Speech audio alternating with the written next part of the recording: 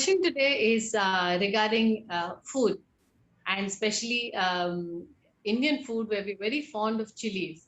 So, is it beneficial? Is it advisable to use chili and chili powder in your food? Chili is the one plant which originally doesn't belong to us. You know that.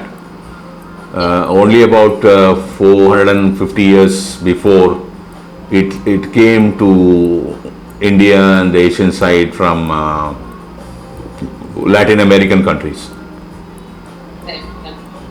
Yeah. especially from the area of Brazil and Mexico and all that.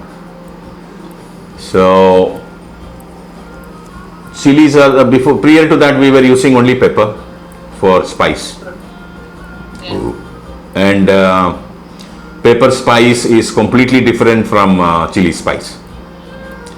So as you know that anything excess is not good for us. Right. Okay, so it depends on your practice. Say suppose if you are born in Russia, they don't use any spice at all in their food. You can blackmail a Russian with a green chili. Yeah, they don't use it. I Yeah, know that. yeah, they can't. They are not used to it. If you are going to give them the typical chili spice Andhra food, first of all, they can't eat, and if they put little bit on their mouth, they are finished. And if you force them to eat that food, they will one intake of that food, it will cause a lot of ulcer to them. Okay. So if you are born in a typical remote Andhra villages where they use a lot of chili spice, because they produce a lot of chili production in their agriculture, over a span of time they got used to eating a lot of chili spicy food, the Right. typical Andhra food. So if you look at North India, they don't use much of chilies, very little they use. If you look at Tamil Nadu, Karnataka, Kerala and all that, we are highly balanced. We use the right amount of little bit of chilies for the spice part of it, very little, which won't harm our tongue in a big way. It won't be Right. spicy. We can't. We Tamilians cannot eat spicy food, very spicy It's too food. spicy. Yeah. The continental food also does not use much of spice. This chili spice. Pepper spice. Yeah, yeah. They are all more of cheesy foods. Okay. So anything excess, it's not good for us. Plus, the point is that in which geography, in which cultural, which part of the world that you were born. Suppose if you take India, and if you are a typical Tamilian or a Malayali or Kannadika, Tulu, we cannot eat the Andhra spicy food at all. Living in India shoulder to shoulder with them, it will be very difficult for us. And eating lot of chilies got a lot of nutrient values. A lot of medical property molecules are there in chilies, no doubt.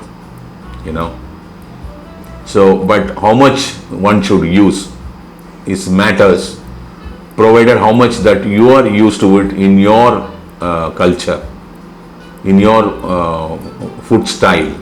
That if you are born in a Marathi family, then you are used to certain kind of food which has chilies as a part of their cooking. But when it goes beyond certain levels, when you eat too many chilies, it is definitely not good for you. So it varies from culture to culture how much of spice, which chili spice which we are used to it, and then how much of excess that we are going to take. So there are some people who really like very spicy, chili spicy food, which is not good, which is basically not good. Everything has to be balanced. That's why if you see the typical remote Andhra community, they smoke a lot of cigar, both the men and women. And yeah, and then they eat a lot of chili spice food. Their food is very high with chili spice, because they are used to it from the childhood. Due to which, if you see, a lot of people get cancer. If you see the Cancer Institute here in Adyar, where I live, more than 50% of people who come with cancer are from Andhra. They all eat high chili spice food, which is absolutely, if you go to their traditional weddings, they'll put a plantain leaf. They will keep literally little lesser than a tennis ball of white butter, same size of red chili grinded paste, and green chilies grinded paste. I don't know whether you have seen that. No, I have not. So they'll put rice. You are supposed to put half that butter into your rice, and that green chili first into your rice. It's raw chili with little bit of tamarind, and mix it and eat that rice. I bet that you cannot even put 1 spoon of it in your mouth, even though white butter is there. And then they take this red chili paste, and then they take the other half of the butter, they mix some amount of rice, and then only the sambar and all starts. Other gravy starts. This is one of the traditional stuff of the remote Andhra village weddings. Such spice we are not used to it.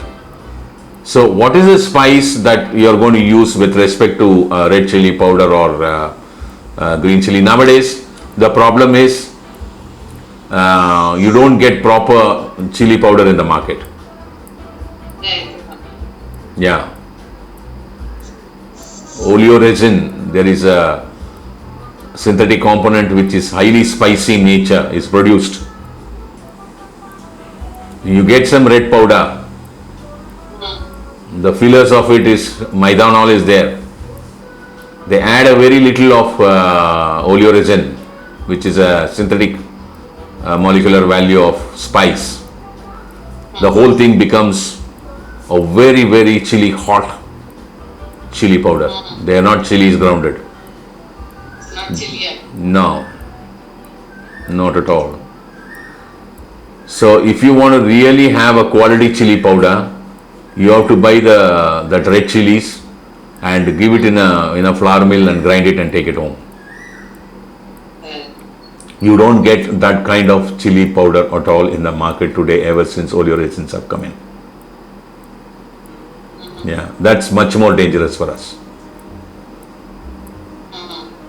So what amount of chilies that you want to use is, you have to be very careful on your amount of chilies that you want to use it in your food intake and in your cooking. Thank you.